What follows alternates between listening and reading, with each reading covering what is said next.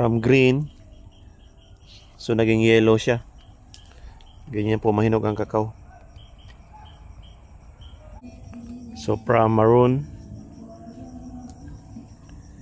nagiging ganito siya, orange.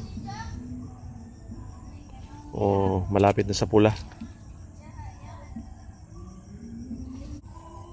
Ito UF18, no?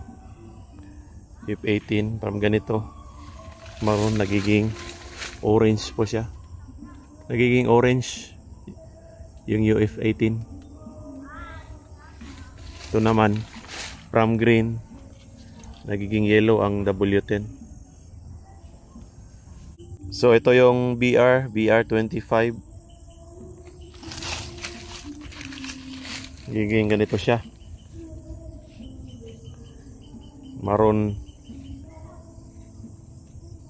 malapit na maging orange. Ewan ko anong kulay nito, dark na dark. Ito from ganito, magiging ganito siya, orange din.